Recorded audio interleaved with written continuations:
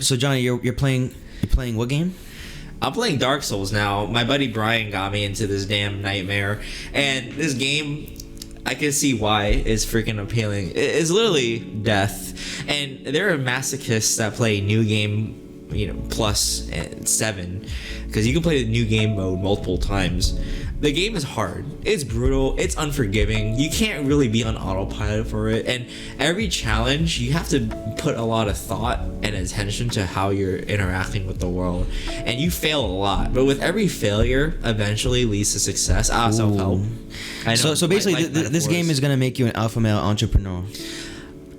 Yeah. Brian's like, Johnny, this is enlightenment in a video game package. And why is that? Because it'll teach you something where you don't give up. You just keep going and you'll find a way, or you'll get the outcome eventually. So you're telling me, chip away at it, my friend. So you're telling me you keep dying in this game and you have to spawn back 3 hours prior, like 5 miles away from where you died? Yeah, those bonfires are poverty, bro. Because you can't spam save like right before a boss room. You literally have to articulate cerebrally to handle all these mobs or enemies, and then get to the boss, and then figure out how the boss works, and then you could die while fighting the boss. So you have to walk all the way back from the very beginning again. Because you didn't articulate cerebrally. I'm BSing. Okay, so what this makes me think about, which we talked about earlier at the diner, our first job was this bike rental shop called Blazing Saddles. I got fired on the first day. You lasted at least a week. Either way, that was our level 1 introduction to sales. Yeah, at that point, we were like Dark Souls character level 1. We had no shirt. We're just in white underwear. We don't even have a sword or a club. We picked the deprived class. Yeah, we just have our fists. And then we just have to punch enemies 20 times to make them die, so we could pick up their souls. Damage, and we have the broken sword, and we're just carrying it. So we died in that job. We both got fired, which means we had to respawn because it was basically like our first boss fight, and we got obliterated. Yeah, no, and I think we had opposite ends of the issue. So I think for your case, when you told me that you weren't speaking loudly enough, you weren't vocally projecting energetically. For me, I was bugged. I was way too energetic. I was trying way too hard to be charismatic, and I was showboating. I was trying to be a center of attention and showing off, and I got destroyed. you know when it says you died? Like, I literally died, bro. That was you, and she said, sorry, you're fired. Yeah, because we went to Governor's Island because the bike rental shop was right by the pier in Manhattan. And then we would take the ferry to go to Governor's Island. We would be pitching to random people, hey, you want to bike the Brooklyn Bridge? Or hey, you want to bike Governor's Island? Whatever it was, Jesus Christ. And the whole day I was not following directions because when I was told to stand in a corner and just wait, I did not do that. And I think anything regarding a job, it involves following directions. Right? Yeah. Like, obviously, at a certain point, you don't want to just be listening all the time. You want to also be leading. But in the very beginning, fucking just listen, bro. Use your ears and just shut the fuck up. At the end of the day, the lady, you remember the manager, she pulled me aside and said, you're done. And that's when the "you died" text appeared. On my screen. Yeah, with the same sound effects. So then I got fired like 5 days later. So we both respawn, but this time we have one piece of leather armor and we have a club. And then our adventure took us to the castle of Apko. You said AFCO. Yeah. So I was on Craigslist or LinkedIn, Indeed. I don't know what the fuck. It had a generic job description. The job title was retail sales associate or something like that, or sales in-field representative, whatever the fuck. It sounded so vague. Okay. Pardon my French and my vulgarity, but this job brings back war flashbacks. Oh yeah. I aced the interview. The interview surprisingly went really well, and even the interviewer was buttering me up, fucking complimenting my shoes, making me feel good, and I thought I was dank. I thought I was amazing because wow, I aced this job interview. You know how it is when you have a good interview, you feel great, but little did we know that the job, the industry, door to door itself, it has high turnover. People leave all the time.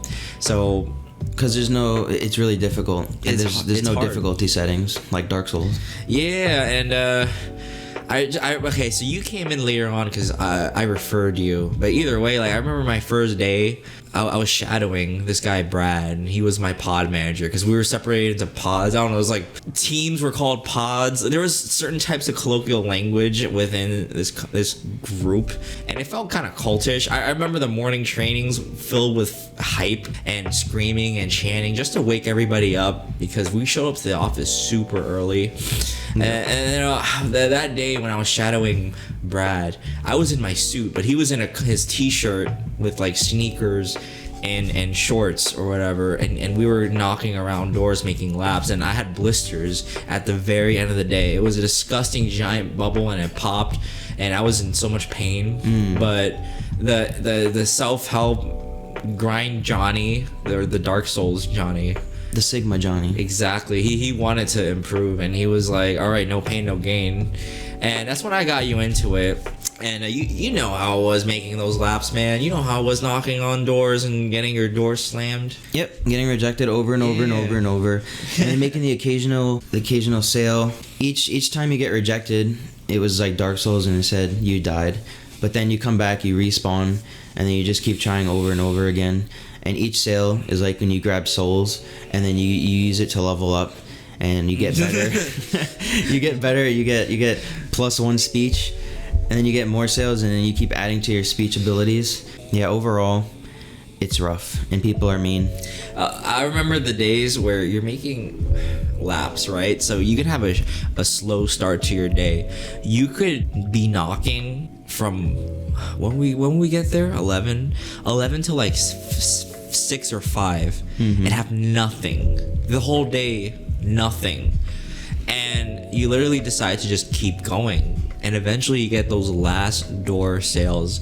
I think those were probably one of the most life-defining moments during, you know, that era of my existence, because it was hopeless. I just remember getting wrecked by all these homeowners, and even getting chased by a dog, getting yelled at, all this crap, right?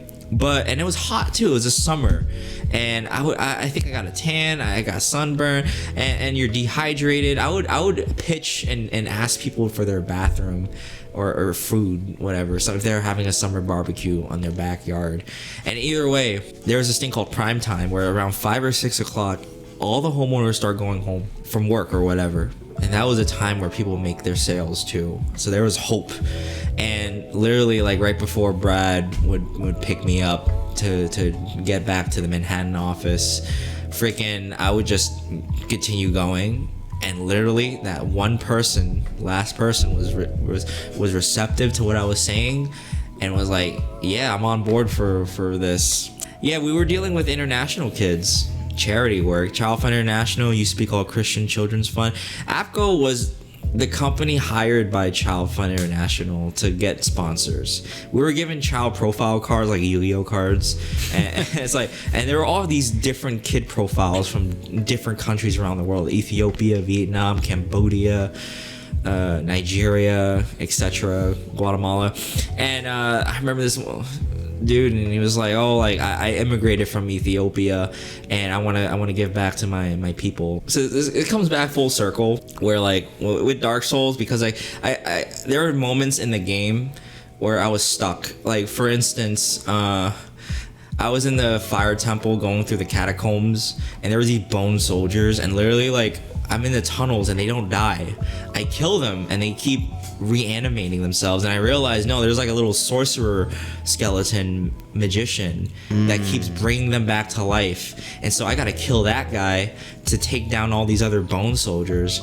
And I figured that out, and actually I'm happy I found out the solution. But then later on it gets more advanced, where like you have to blaze through all these skeletons and dash past them just to get to the sorcerer, who runs away from you and shoots fireballs that do a crap ton of damage, and then you try to kill him last minute, and when you kill him, he doesn't respawn. So then you can come back to the area, get back your lost souls, Yes. or which are your XP, and you can start killing the other skeletons, and they actually die now. So there's those moments where like the solution seems hopeless or the situation seems bleak, and you want to give up, but then you find a way, and you get the biggest hit of dopamine.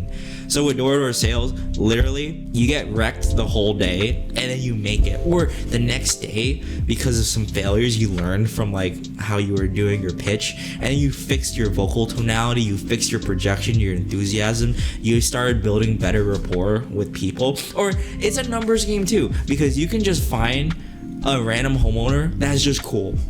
And it all came down to numbers. The law of averages. The more no's you get, it leads to a yes. A metaphor for life. I remember when we would just be getting wrecked and one-shotted, we would neg out, and I remember I would kind of give up. Neg out being negative, right? Yeah, and you know, I would be by myself, so no one's watching over me, so I would just give up and be like, well, let me just walk around, and I would like have headphones on, and I would just be listening to music, listening to a video, and just wasting time, just wanting to go home, just waiting until it was time to go back on the train. It's because I just gotten murdered so many times at the door that I just was like, well, I'm a failure. you just gotta keep going. Like Dark Souls, you keep dying, and then you keep respawning. So eventually, you go back and you get one of those last minute sales, or the best thing is if you get a first door sale, and then for the rest of the day you're amped up, and then you feel great, and that energy helps you get even more sales. You know, it's funny. It's about, because you didn't need the sale, you end up getting the sale.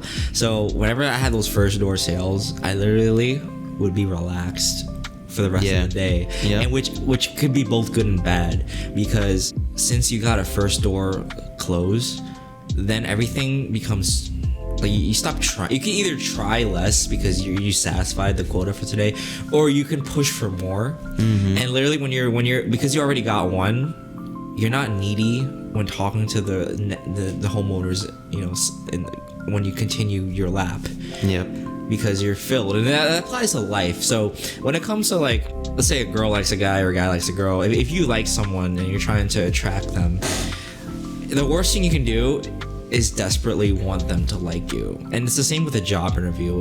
There's this thing where people try way too hard during a job interview, and it just turns off the interviewer because they're just desperate for the job and they're needy. Mm-hmm. But people get things when they're not needy, which is interesting because, of course, in certain situations where you're freaking unemployed, or you're lonely and you don't have friends or a girlfriend or a boyfriend, etc., you want those things so badly. Or heck, you can go to the gym and you could be running for 3 hours on the treadmill for no reason, and you want the outcome so bad. In Dark Souls, if you try to brute force yourself through something, it can actually backfire dramatically. Oh, yeah. You need patience. And then you get super frustrated, and then you want to rage quit because you're smashing your head against a brick wall. And in Eastern philosophy, there's a concept about flow where you relax and you just focus on the moment to moment like interactions instead of worrying about the outcome, and then everything kind of falls into place, which is really funny. So other moments in Dark Souls where I was struggling against, it's not a boss, but I'll say a mini boss. There are times where the game is super hard for no reason, as in you roll the wrong way, you lose all your stamina, and then you get attacked, or you attack but the attack misses and you have a long animation lag, so then the enemy just destroys you. But then other times the enemies look like they're in slow motion, like you get their attack patterns, you're just in the zone, in flow, and then you're just beasting. You're like, so in door-to-door sales too, I just remember either the times where I stopped trying so hard and I was desperate for a sale was a time where I had a much more relaxed conversation, and I was actually able to be a better listener to homeowners. I was more witty. I instead of my headspace being occupied, oh my god, I need this sale. I need.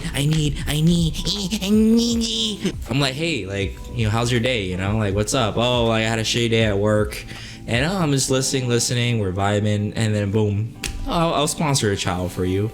Natural. Yeah, thanks for the talk. If it's, I mean, you, I'm sure you relate to this, Mark. You've had these moments. I actually remember I got a sale just because I completely negged out, right? But I wasn't trying to fake it anymore. So I would just go up to the doors and I would just be like in my negative mood, but I wasn't putting on that fake salesy persona that I had been the whole day, where I'm smiling and I'm trying to be all fake, and they see through it.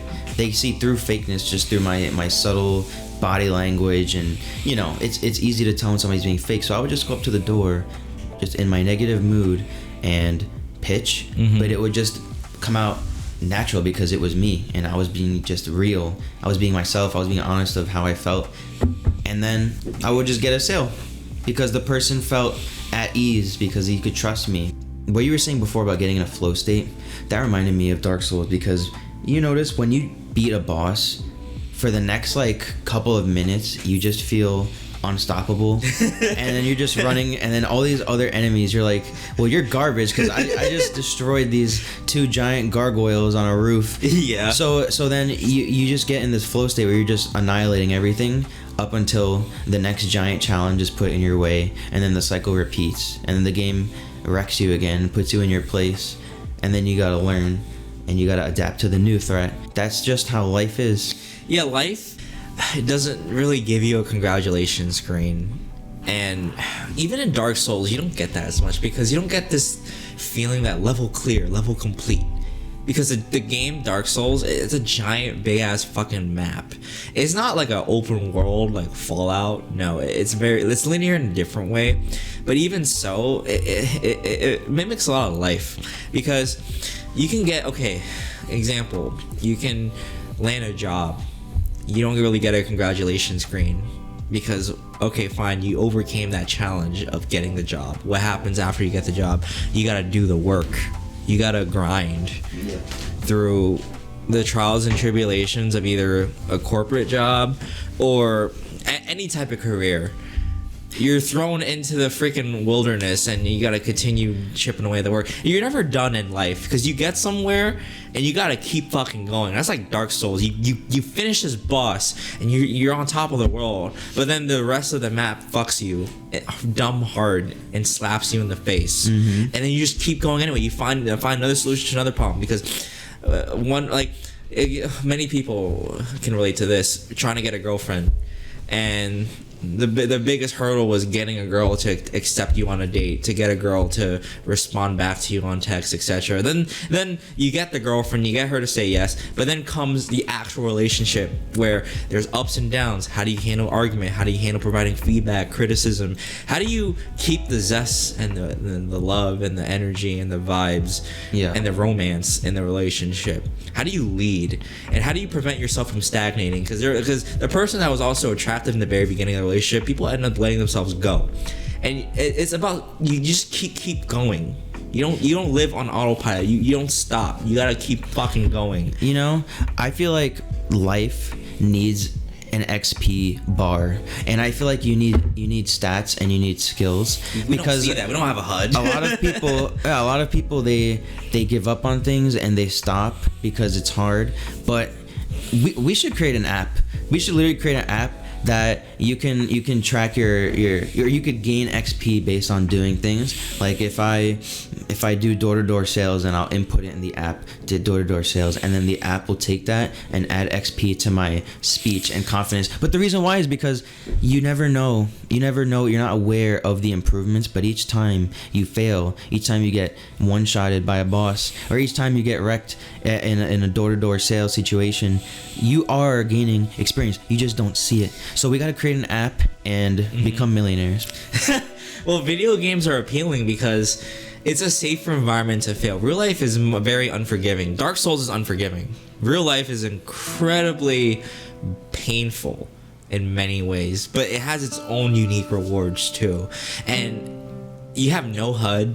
You have no dopamine sound effects or visual stats to look at. All you have to do is just reminisce on your past self. Yeah. And there's a Zen concept or Eastern philosophy perspective where you show up here and now doing things for future you. So that future you ends up thinking past you. When I think about the Johnny from 6 years ago doing door-to-door sales, I actually have a lot of gratitude for that version of Johnny. That Johnny was bugged, obviously. He was a scrub, but I'm pretty sure me 10 years from now will think that this Johnny's a scrub too. It's a never-ending cycle of looking back, and then I could thank past Johnny for having gone through all those trials and tribulations, because I don't think I would want to do that right now. But Johnny did all that early grinding to overcome his anxieties or etc. rejections, building a tough skin, you gained skills, getting wrecked by all those doors, and that made me into the person I am, because now I feel like when you can do door-to-door sales, you can literally look at rejection very differently, where like I got wrecked by this interview, I'll just go to the next one. But most people, they get rejected, let's say by a girl or a guy, it depends, and then they'll be hung up on it and they'll be stuck, and then they're just done. You may not have a character stat screen, but I can see it. I picture just you standing with the background of like a cave, and you're just standing there with an idle animation, and you have all of these bars for speech and for charisma and for lifting, and over the 7 years that you started doing all this crazy stuff, you were increasing your stats, and you're getting enchantments, and you're what was it? Titranite shard, the thing that levels up your gear. Yeah, you have shards. You can improve your gear. You put a shard in your hoodie. You can also put elemental effects on your gear too, like a fired stone. I forgot what it was. I'm still like trying to finish up. Jesus Christ, I'm still finishing the game, but this game is slapping my ass in a good way, because it makes me want to try and not give up. And look, the point is, Dark Souls is a playable self-help book. And same with door-to-door sales. Dark Souls is just pure self-help. If you go through it and you beat it, you'll become confident and you'll become rich and you'll be an entrepreneur. So everyone should just play Dark Souls. Then apparently Brian's like, you gotta do New Game Plus, and then there's like 7 levels to New Game Plus. Oh god, I can't even imagine what the 7th level is. And there are fuckers doing no damage runs with only fists, with a broken sword or a fist. And somebody beat Dark Souls with the Guitar Hero guitar as the controller. And I'm here, Brian's telling me, Johnny, the PC mouse and keyboard controls are garbage. You gotta use a PS4 controller. And I bet there's someone else using a fucking, like you said, Guitar Hero controller. Well, you shouldn't be talking. You played Devil May Cry 5 with a keyboard and mouse. It's not bad, man. There are guys that beast on PC with Virgil and Dante. There are guys that would want to crucify you for doing that. But yes, Dark Souls is this. You gotta cue the Sigma male music, pretty much, and then real life has a lot of applications to Dark Souls, as much as Dark Souls has applications to real life. It's a giant synergistic circle of connections where something's hard and you can either brute force your way through it or you start thinking of other solutions. So in life, let's say people reject you, etc., or there's a setback, there's always a way. And maybe the way isn't necessarily the way you were initially thinking, because there's another way to do something. I remember the tower boss in Dark Souls, one of the first early bosses. Apparently, you can climb the ladder and do a drop attack, and then do a shitload of damage. And that's actually something you can learn from the very first tutorial boss too. But I'm talking about the one on the bridge. Yeah. You have to climb the ladder, jump on it. Kill those 2 guys on the ladder. The arrow retards. Yeah, and then because you can fight normally, and that's the hard way of doing things, right? But the smart way of doing things is like doing that drop attack.